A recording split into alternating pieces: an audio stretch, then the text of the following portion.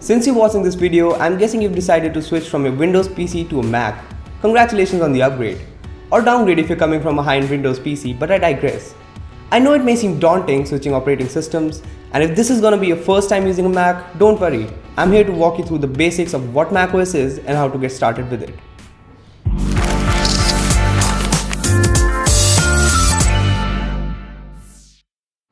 Hey guys, I'm Akshay from bbound.com, and in this video I'll be telling you about everything you need to know to make your switch from Windows to macOS easy. Just so we're on the same page here, this video is meant for first time Mac users. So, ready to explore your Mac? Let's boot it up then. The desktop on a Mac and the one on Windows are very different. While you will usually have icons like this PC, control panel, etc. on a Windows desktop, a Mac desktop doesn't have any of these. It is generally cleaner and less cluttered out of the box than a Windows desktop. Oh, and there's no refresh option, just saying.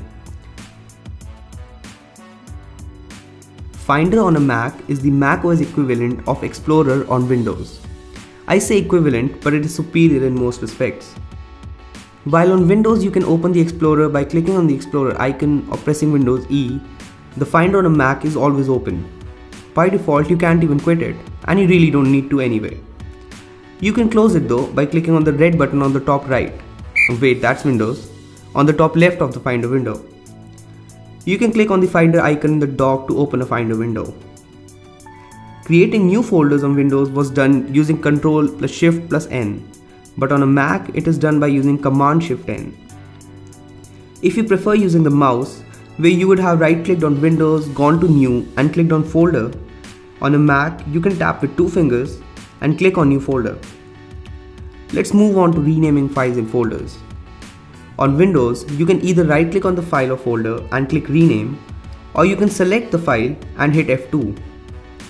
On a Mac, you can either right click on the file and click Rename, or you can simply select the file and hit Enter. Which brings me to another difference between Windows and Mac. By default, pressing Enter on Windows will open up the selected file. But to do the same on a Mac, you will have to press Command O. The Finder also supports tab browsing, and you can create new Finder tabs by pressing Command T. Macs also organize your files differently.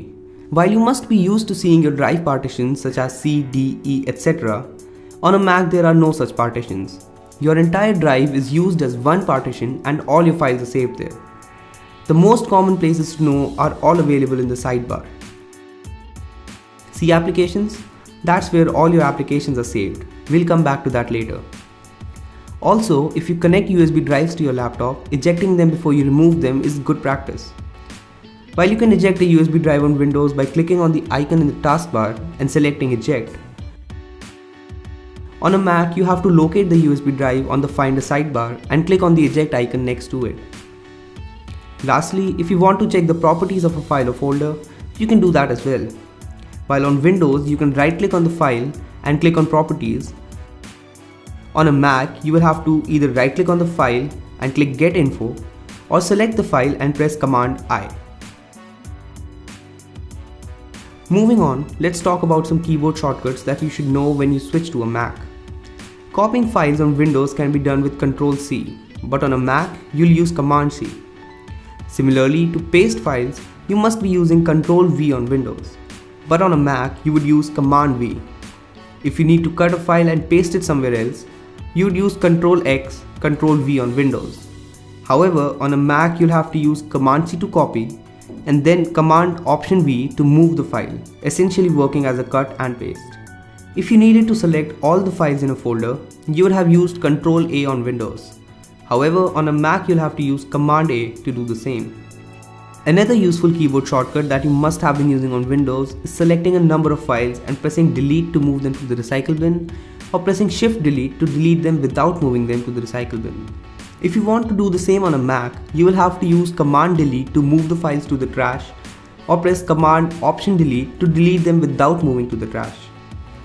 By the way, while we're talking about deleting stuff, the delete key on a Mac is not the same as the delete key on a Windows PC. Mac's delete key functions like a backspace, and if you want to forward delete, you will have to use function delete instead. If you multitask on your laptop, what am I saying, of course you do, then you must have used Alt-Tab to switch between applications on your Windows PC. To do the same on a Mac, you can use Command-Tab. Also, to quit apps, you probably used Alt F4 on Windows, whereas on the Mac you will have to use Command Q. These may not seem like the easiest shortcuts at first, but you'll get the hang of them in no time. The trackpad on a new Mac looks simple, but it hides a spectacular amount of complexity. There is a reason why the Mac trackpad is the best in class, and that reason, for the most part, is gestures. While gestures on Windows trackpads are limited usually to pinching in and out for zooming, the Mac trackpad offers a lot of gestures to navigate around the macOS environment. You can perform a 3-finger swipe up to open Mission Control. This is where you can see all the apps that you have launched on your Mac. These apps are also displayed as icons in the dock with a small black dot under their icons. If you have opened multiple windows of the same app, you can use a 3-finger swipe down gesture. This will launch App Expose, which displays all of the windows of the app that was in focus when you perform the action. While working on an app, if you need to take a quick peek at the desktop, you can simply pinch out with your thumb and 3 fingers. This is exceptionally handy when you need to drag and drop a file onto an app from the desktop. The Launchpad is technically the official way to access and launch apps on the Mac, although no one really uses it at all. If you want to access the Launchpad using trackpad gestures, you just need to perform a 4-finger pinch in. I'm sure you're wondering why I said that no one really uses the Launchpad to launch applications. Well, the reason is Spotlight. Spotlight on the Mac is a lot like the search in Windows. While you can launch the Windows search by using Windows S, to launch Spotlight on the Mac, you will have to use Command Space, or you can click on the lens icon in the menu bar. From the Spotlight, just as in the Windows search, you can do a lot of things. You can define words, you can look up things on the internet, you can launch applications, and you can perform simple calculations. The reason people prefer using Spotlight over Launchpad to launch applications is that Spotlight is extremely accurate, very fast, and it saves people a lot of time. Apps on macOS don't quit just by clicking on the cross arrow in the title bar. Think of it like Skype on Windows. Every app on a Mac behaves like that. To actually quit an app on a Mac, you can simply press Command Q, or you can click on the name of the app in the menu bar and click on Quit.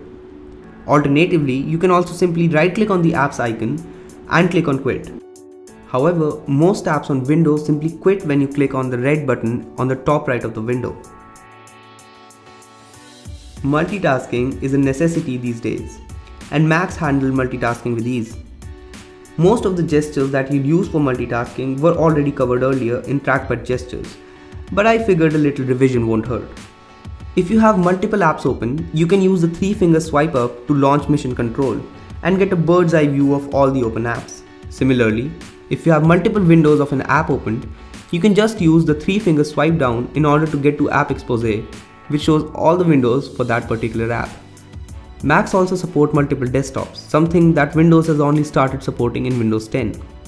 If you want to use multiple desktops on a Windows PC, you can click on the task view icon in the taskbar and add new desktops or switch between desktops.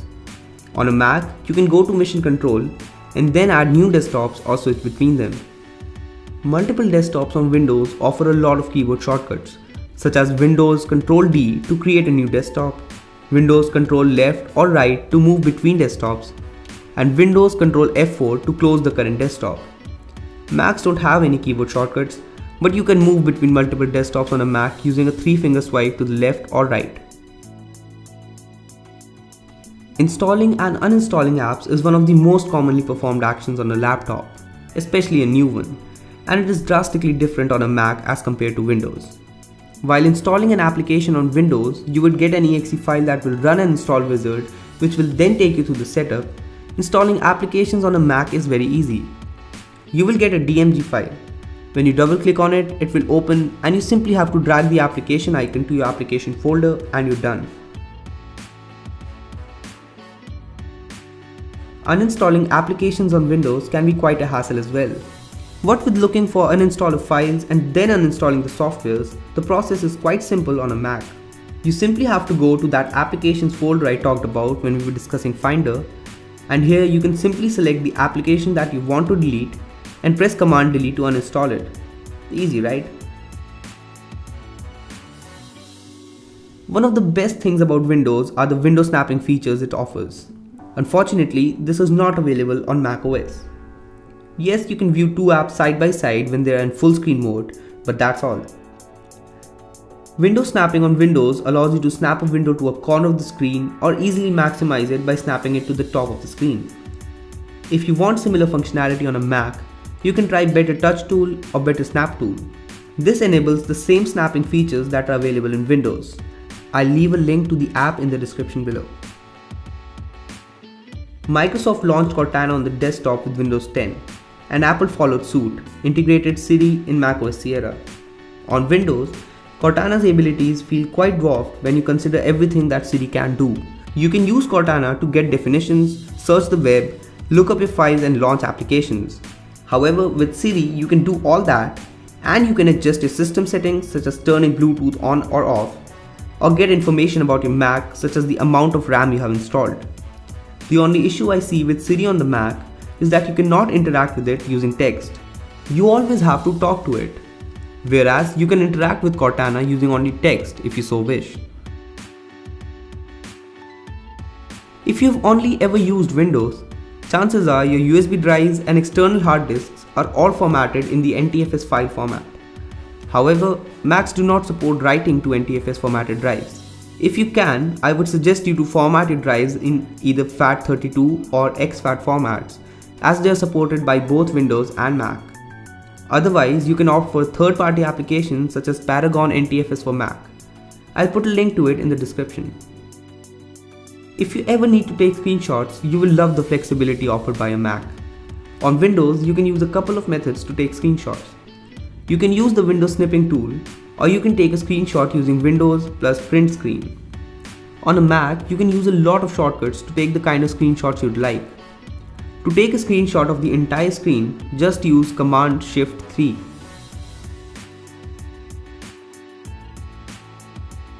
To take a screenshot of a region, just use Command-Shift-4 and then drag your cursor over the region you want to take a screenshot of. To take screenshots of app windows, you can use Command-Shift-4 and then press space. There are a lot of other options available as well. Taking backups of your data is never a bad option, and in fact should be done as often as possible.